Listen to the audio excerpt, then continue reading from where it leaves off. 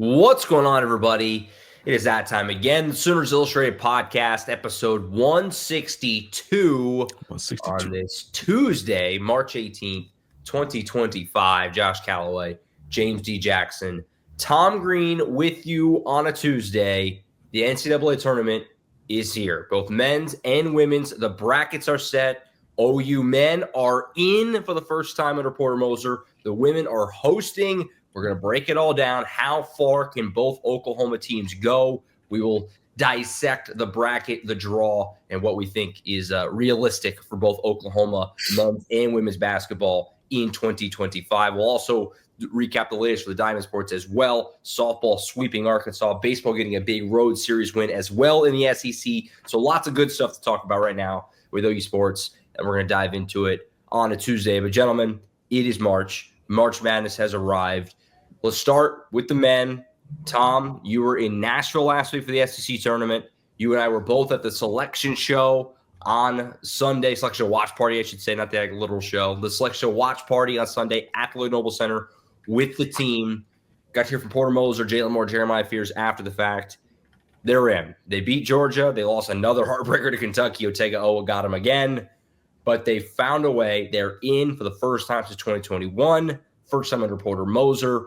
We'll talk about the matchup with UConn and kind of what's realistic first, but just start there, guys. They're in. That was always the goal. It always felt like Porter Moser in this program needs to get to the tournament, and they did it. They're in, and hey, we'll be 64 by the time we get to the weekend. You got a shot. Who knows what'll happen from here, but the bottom thing is they're in. They're finally back in the tournament. Yeah, we talked about it a little bit on Sunday that they had to sweat a little bit just because they were in the last region. Yeah, they made them wait. Yeah. But at the end of the day, they were safely in the tournament. They're a 9 seed. They're the 4th 9 seed in there, but still safely in there. They could have been a 10 seed, could have been 11, could have been a 12. So they were safely in and ahead of like 3 or 4 other SEC teams that made the field. And again, a record 14 teams from the SEC. That's the crazy part, 14. Eclipsing the previous single season, record for Big East had 11 in 2011. So, I mean, look, they accomplish this mission, but like Porter Moser said, like that wasn't the destination. That's just a stop on their journey. And obviously, they're hoping to make a run. They're playing really good basketball right now, even though they're 4-3 over their last 7 games. Those 3 losses are by a combined 5 points, basically all buzzer beaters coming down the other way. But they're playing really good basketball, and I think there's reason to be optimistic heading into this first round matchup against UConn. I think that's one of the biggest things about this is you finally get to see Porter Moser as a tournament coach, which I think is kind of what he was hired on just from his time with Loyola Chicago and things like that and what he had done there. And so you finally get to see that at Oklahoma and what he could do with the resources from Oklahoma in this type of scenario. Now, obviously, it's going to be a tough situation. You got to beat the 2-time defending champion and things like that and move on from there. And it's a tough bracket, but you like to see what he could do in the situation because he's had that opportunity kind of in the beginning of seasons here where he's played in some tournaments and things like that and coached there and done a pretty good job. And so you kind of want to see that now in the really big scenario. So that's going to be the most fun part about this, I think. Yeah, hard not to just feel good for Porter. Look, I mean, we've been critical. Everyone's been critical, and the criticisms were fair, but I don't think anyone, and we said on the show many times, I don't think anyone thought this guy can't coach or, that it was all his fault when it was getting wobbly or that he didn't want to win. I mean, I've said before in a positive way, he's a psychopath. I mean, the guy grinds tape after games, until the wee hours of the morning after games, I mean, he wants to win as bad as anyone. So the fact that they were able to play so well down the stretch after that LSU meltdown and then Florida blowing them out by 30, I mean, it looked as over as it gets. I mean, the morale couldn't have been any lower. We all were just kind of going through the motions, it felt like, from there. But that's not how the team felt. And they bounced back and played their best basketball down the stretch and got the big wins they needed to, even going to the SEC tournament when it felt like they probably should be in, but you're going to want to beat Georgia to feel good about it. They win, they did it. They beat Georgia in a big game, and they played really well the next night against Kentucky. An unbelievable comeback to take the lead late in that game. I'll say Otega Owa got him again, but they still played very well again and was what was basically a road game there in Nashville with all the Kentucky fans in the building. So all the credit in the world. We talked about at the time that the non-conference schedule ended up being a big part of the difference. I mean, last year they were the first team out, and they didn't have those non-conference wins, not from lack of trying, but you guys remember USC and Arkansas and Iowa, all those big non-con wins didn't pan out to be anything. This year, the complete opposite. Michigan won the Big Ten tournament. Arizona and Louisville played in their respective conference championship games. Like those wins, it's hard not to feel like we're a huge part of what lifted them over the edge here, even though they only won, 6 conference games. So it's just a huge achievement, and they deserve a lot of credit for it. And they're going to go try and make some noise there. But the program really, really needed this to get to the tournament, and we'll see what happens from here. Right? We'll see what happens from here. And Tom, do you have something you want to add there?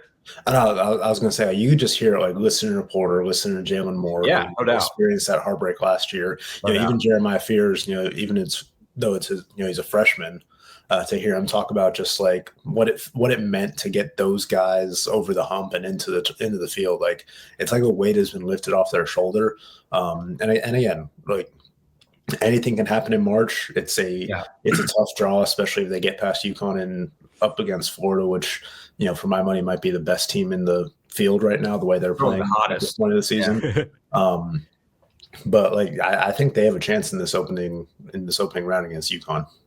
And I'll say this too, I want to make this comparison. This is not a prediction, but I'm just to say it, sometimes something like this can be all you need to turn a program around. I think to compare it to baseball, the first few years for Skip Johnson didn't really go well. It wasn't really kind of felt the same. Like it was kind of like, is this working? Really? 2021 OU was terrible. One of the worst teams in the Big 12. In 2022, they got hot down the stretch. They caught lightning in a bottle. They went all the way to Omaha in the College World Series finals. And the program has just taken off from there. Fan renaissance, because the fans are kind of similar to basketball. I think had gotten kind of apathetic with baseball in, the early 2020s. And since then, you've just seen it build and build and build to where that program is now. We'll talk about them later. Obviously, a great series win over the weekend in their first SEC set. I'm not saying that's going to happen with basketball, but I feel like the fan interest is reinvigorated right now with them getting back to the tournament. We'll see if they can build on it and go on a little bit of a run here. I'm not saying they're going to go with the Final Four like the past baseball team did in Omaha, but sometimes this is all you need. Like you just need the door to crack open a little, and you can burst it open, and who knows from there. So let's talk about the path. I mean, Tom, you kind of mentioned it. They're playing UConn, 2-time defending champs is who you draw in the first round. Now UConn's not that good again. Obviously, they're an 8 seed for a reason. They still have a lot of talent, though. They've got a really good freshman themselves in Liam McNeely. There's still some pieces on that roster that fans who watched them last year especially will know. And then if they win, like Tom said, you would get Florida, who's a 1 seed, one of the hottest teams, just won the SEC tournament. What's realistic as far as how far can Oklahoma go? How do you handicap their chances on Friday night against UConn, and then kind of thereafter, kind of size up the draw with Oklahoma now that they're actually in the field? Yeah, I mean, I think they opened it as like a 3-point underdog against UConn. Yeah. So, pretty close game. I think they match up pretty well. And I think the reason that Oklahoma should be optimistic, at least heading into this first game, is because you hear it every year is that, NCAA tournament success is often dictated by guard play. And the way Jeremiah Fears has been playing over this last month has been insane. Like he's playing like a first-round draft pick, like right. Everybody kind of expects him to be. Certainly we saw what he was capable of in these kind of one-and-done situations in Nashville last week. He averaged 28.5 points per game. Really, carried them to that win against Georgia. Almost carried them to a comeback against Kentucky, and he's playing really well. And I just think back to, I know you were there, Josh, in December when Georgia Tech came to town. Mm. And we were talking to Damon Stoudemire after the game, and obviously Damon Stoudemire was an All-American guard at Arizona, went to the Final Four there under Lute Olson. So he knows what it takes to be successful in March. And, he was asked, what makes Oklahoma difficult to guard? And even though, he'd only played against them once, he had a limited number of limited game film to kind of go off of. But he talked about the guards, and he was like, look, if you got guards that can boogie, you can dance. And that's where Oklahoma is right now with Jeremiah. Jeremiah Fears in a groove like he is. So I think if he plays to the level that he's been playing at, that, this team's going to go as far as he can carry them. But, it's an interesting matchup with UConn. Like you mentioned, they have the Big East freshman of the year, and Liam McNeely was a former top 20 player in the class, 5-star player. They have a couple of all Big East second teamers in Alex Caravan and Solo Ball. All three of those guys average about 14, 15 points a game. So it's a pretty balanced attack from UConn. They've played three of the same teams that Oklahoma has: Texas, East Texas A&M, and Providence. UConn's 4-0 in those games. Oklahoma's 3-1 with the one loss to Texas. So there is some similar game film that both teams will be able to kind of study and go off of, even though a lot of that was earlier in the year. UConn comes in winning 5 of its last 6 with the one loss to Creighton in the Big East tournament last week. One of the things that really stands out to me, though, is that among the teams in the NCAA tournament field, UConn gives up the third highest three-point shooting percentage in the field. I think it's 35.1%. The only two teams that give up a higher clip, Vandy and Mississippi State, both of whom Oklahoma played and beat. Oklahoma made 55% of its three-pointers against Vandy, 42% of them against Mississippi State, hit 11 three-pointers in both those games. So I think Oklahoma's going to have an opportunity to create some outside shots. And if, guys like Jeremiah Fears, Kobe Elvis, Duke Miles, Jalen Moore, Bryson Goodine, if they can hit some of those open looks that they've been getting these last few games, I think they're going to be in good shape. Now, on the other end, UConn also leads the nation in block shots.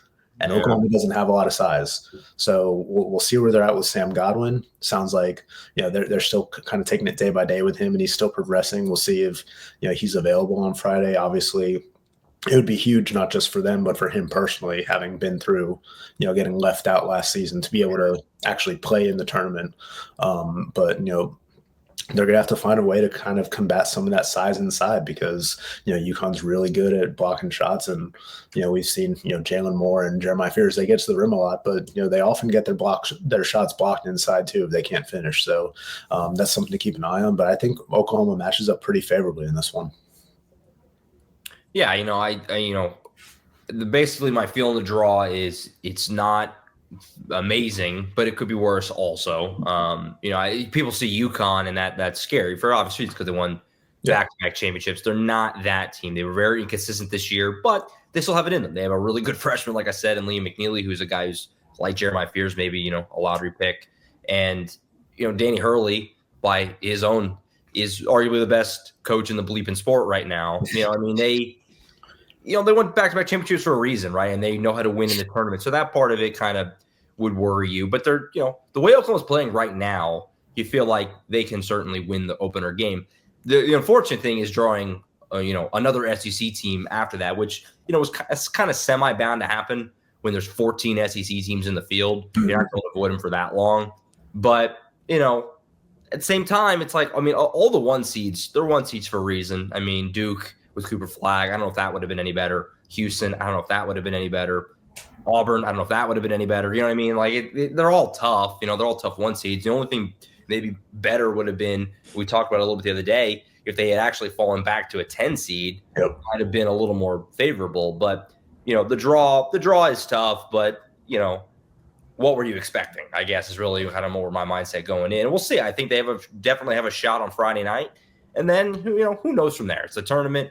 You have your second crack at Florida. You'd be on that 2-day turnaround, which Porter Moser has been so good in short turnarounds and tournament settings. So who knows, right? But I agree. I think they've got a shot on Friday, and you kind of take it, as Porter said the other night, one at a time from there. That's the mindset you have to have, and he's done it. He's been in the Final Four. He's been to the second weekend a couple of times at Loyola. So if that's what he says to do from a mindset perspective, you got to kind of believe him, and we'll see how it goes. But it should be fun time. You're going to be there. Yeah. I'm out to Raleigh tomorrow.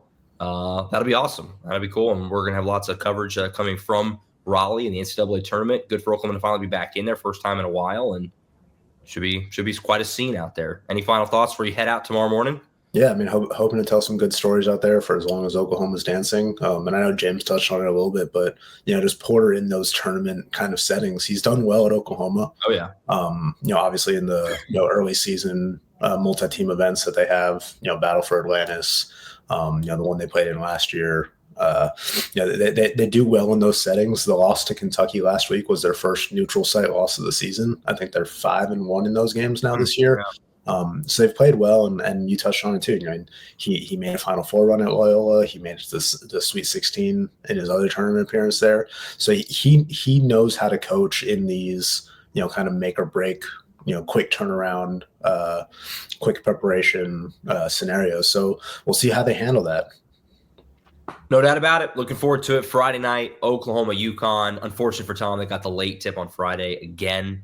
Having the late tip in both of the two SC tournament games. The tip times came out, and 8:30. I texted Tom.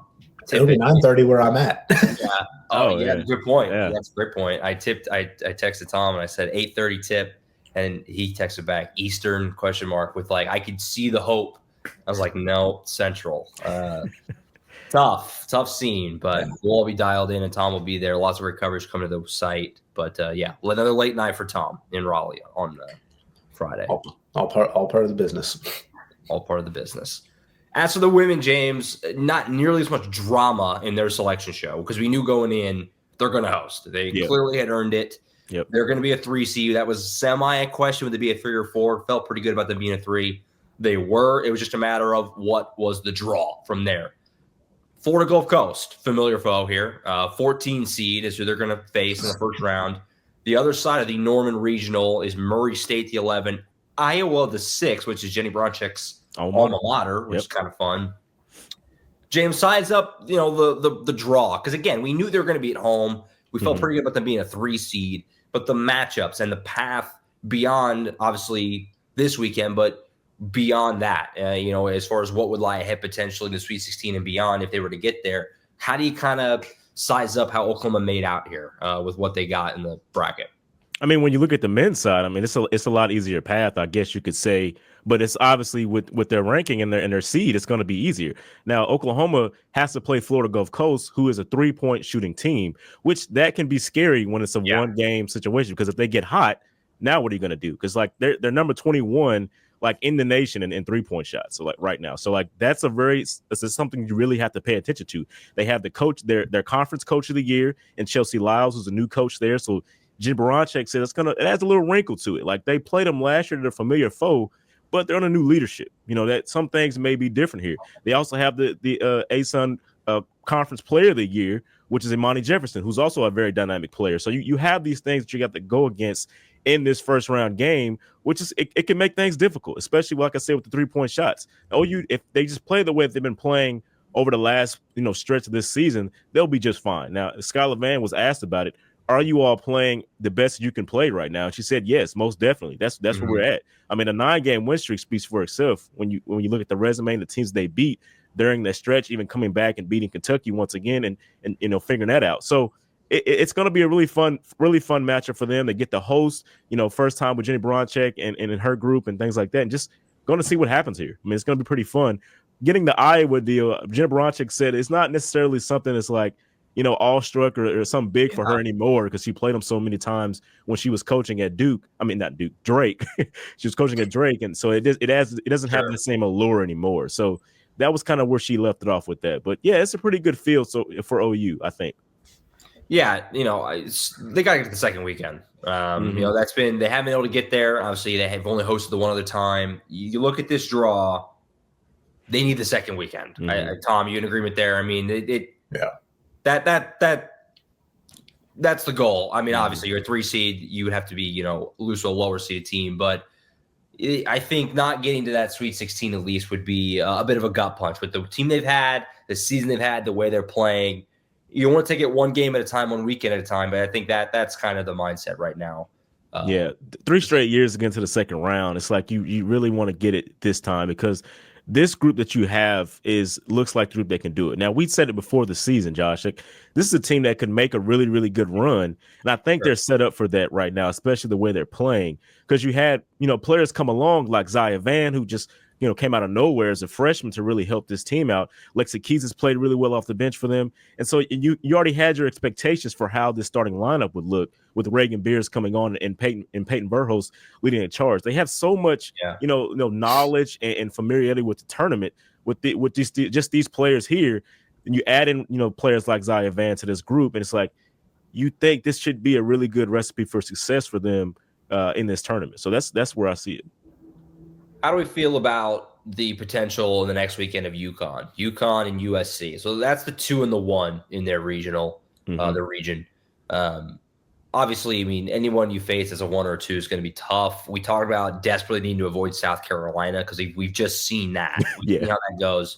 They're on the complete opposite half. So you got that. You wouldn't see South Carolina until potentially the national championship game. If you got that far. To get that far, it is what it is at that point. You do what you can. UConn is the 2. That's who they would theoretically see in the Sweet 16. And then USC, the 1. You're talking about arguably the 2 best players in college basketball with Paige Beckers at UConn and Juju Watkins at USC.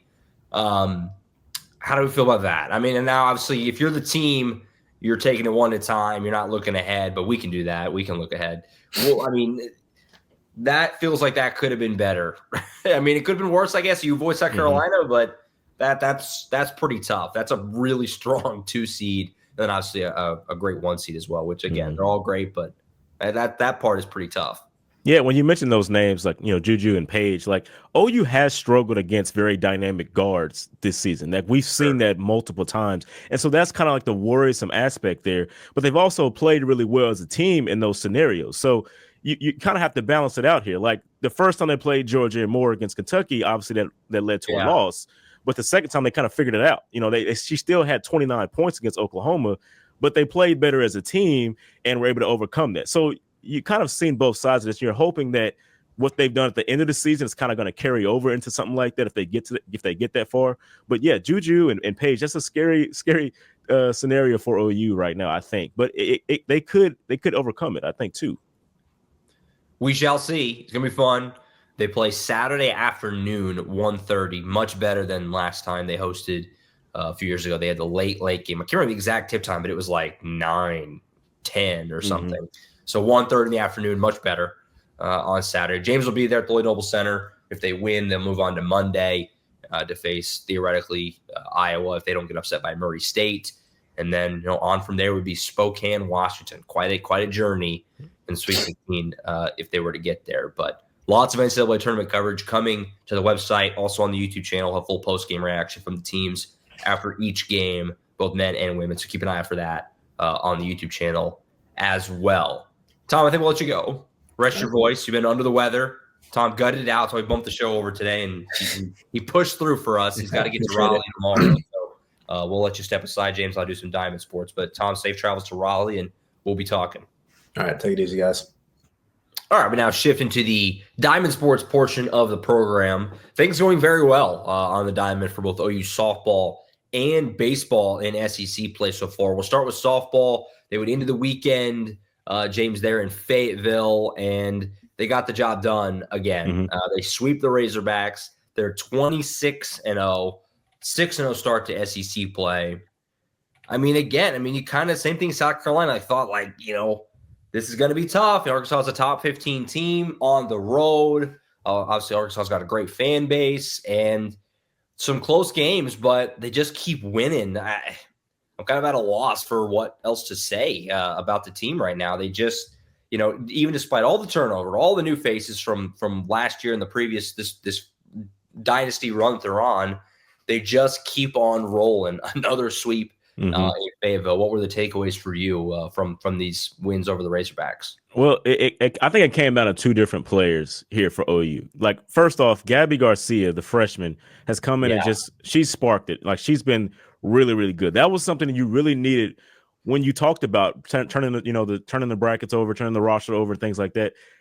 Bring her in and her 13-game hitting streak now. It's just incredible what she's done on that front for OU, and offensively and defensively. She's made some really, really good plays out there.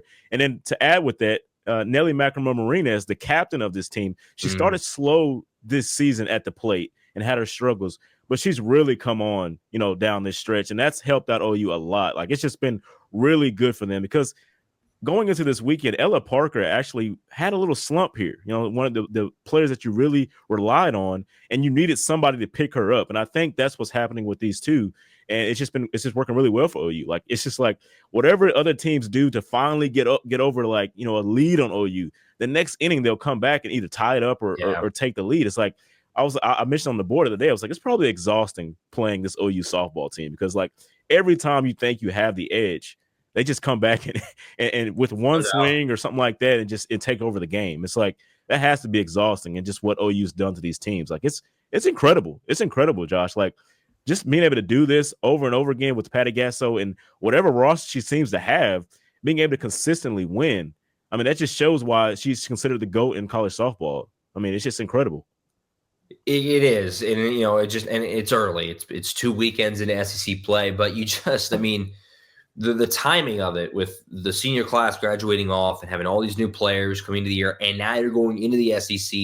These first 2 weekends are against a top 10 and a top 15 team, one of which being on the road this past weekend in Fayetteville, and it still doesn't matter. They're still winning every game, and you know, on Sunday they fall behind, and they still, you know, I saw the score, you know, Sunday morning. It was kind of, you know, getting up and around, getting ready for baseball. We had selection show and stuff. And I saw the score, thought they were behind, and there was not 1 ounce of me that thought they're not going to come back and win. Like, they're going to be fine. That's where they are, which obviously that's where they've been, and they've been that for a long time now. But the fact that they're still that with all these new names, like I'm still learning the new faces, the new names, the new roster from what they've been used to, the players we know and we've known forever. And it just doesn't matter. It's crazy. It really is. And Patty Gasso, I mean, we already knew she was the GOAT. Again, this also we already knew, but this has reinforced it completely so far this year. And there's still a long way to go. They just started SEC play, but it's just nuts. I mean, to go again, just winning a series in Fayetteville is an accomplishment. That's a good team on the road, and you go sweep it again. They're undefeated still.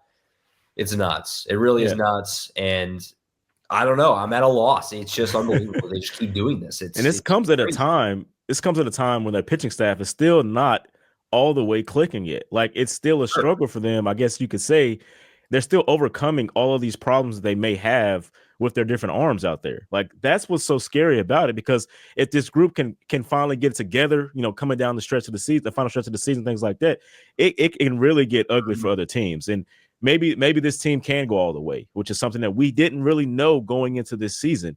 Maybe that's where they could be, because the offense looks like it's there, Josh. Like, you know, Isabella Emmerling, the catcher, she had a slow start to start the season, and she's come along, hitting home runs and hitting those long shots for OU. Cindy Sanders, as we talked about on the show last week, has become a very viable offensive threat for Oklahoma. It's just like you add all these pieces together, and it's just working really well. So if that pitching staff actually gets it going the way like Sam Landry is pitching, you know, as a solo pitcher, if the rest of the staff can come close to that, this is a team that could go all the way.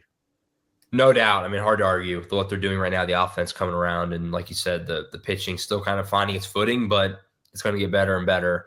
And they're back home tomorrow, East Texas A&M on a Wednesday evening matchup. Then they go back out on the road to Columbia, take on Missouri over the weekend. But yeah, it's nuts, and it's gonna be a fun day tomorrow at the ballpark. What is it tomorrow? You said it's like an alumni game. Game, 50th anniversary, something special. It's gonna be some special theatrics, and it's gonna look pretty cool. Probably get to see Riley Boone, Kelly Maxwell, those type of players. They've been around, you know, watching some games, but obviously you'll get a more of an appreciation for them, I think, in this time around. So that's what it's gonna be.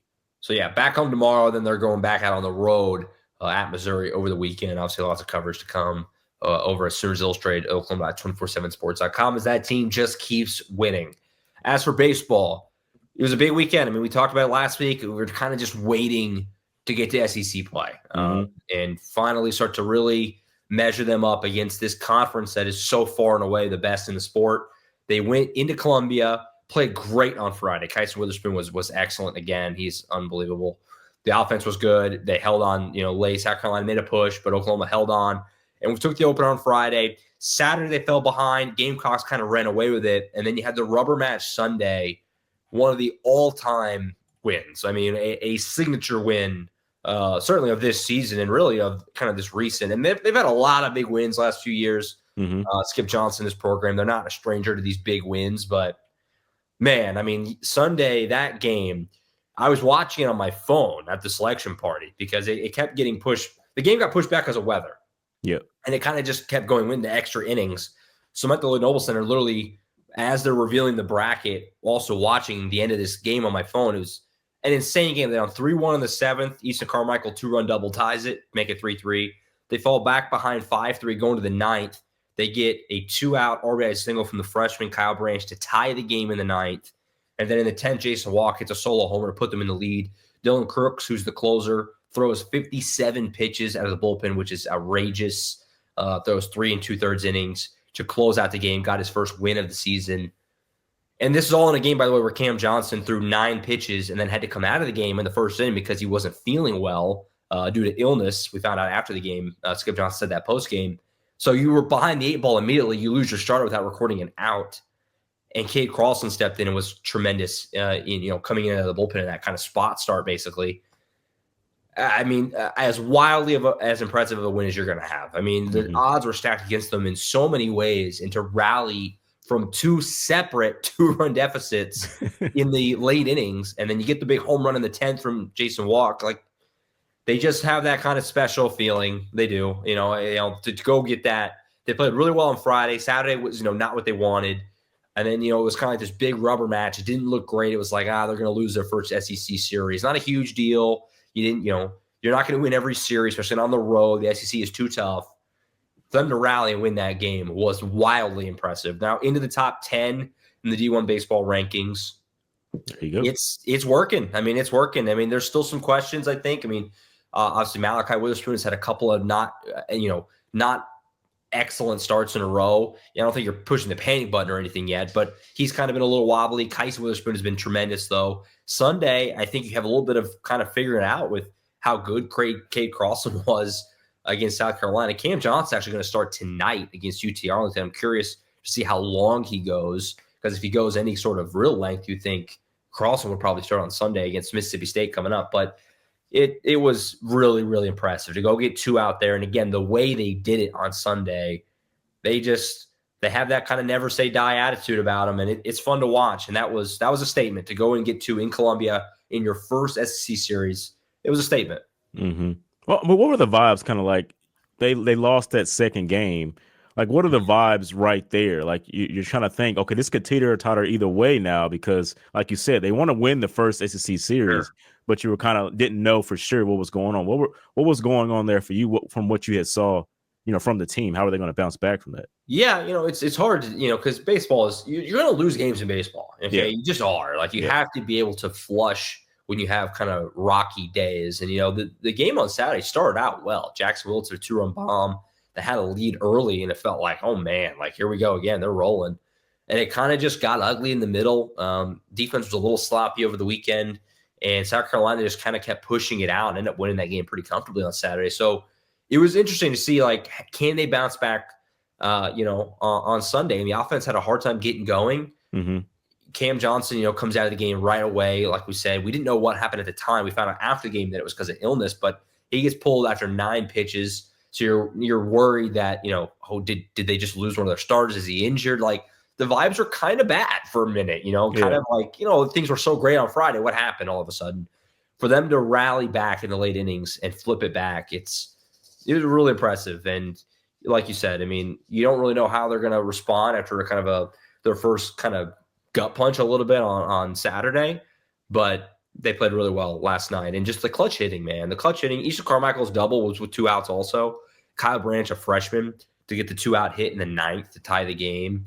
And then Dylan Crooks was just nails. He's been just awesome out of the bullpen. So a lot to like, a lot to be excited about. They got UT Arlington tonight and then Mississippi State for their first home SEC series this weekend. I expect the crowds to be tremendous. You would think people are going to be really fired up about this, and they should be. This team is legit. This team can go to Omaha. I'm not saying they will. It's really hard to do it, but they can. They are good enough, in my opinion, to go very far. And it's exciting. It's exciting, and you get to have an SEC series at home this weekend with Mississippi State coming in. That'll be a lot of fun, and so looking forward to that. But vibes are good. Vibes are high.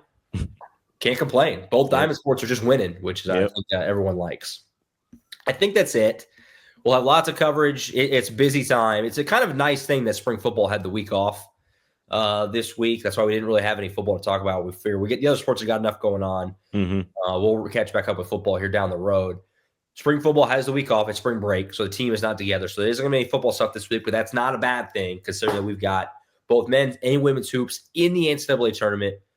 Tom, like we said, flying out to Raleigh. The women are here in Norman. James will be there for that. Softball's here at home tomorrow. Baseball's at home all week. So we've got a lot going on, a lot of coverage to come at oklahoma.247sports.com. So be sure to join along, subscribe to Sooners Illustrated, and be along for the ride in what is going to be a fun tournament run for both men's and women's hoops, as well as obviously what's shaping up to be a tremendous year on the Diamond Sports as well. So great time to subscribe and be a part of the family, part of the community over at Sooners Illustrated.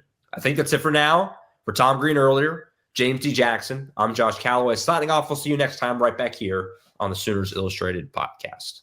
See you.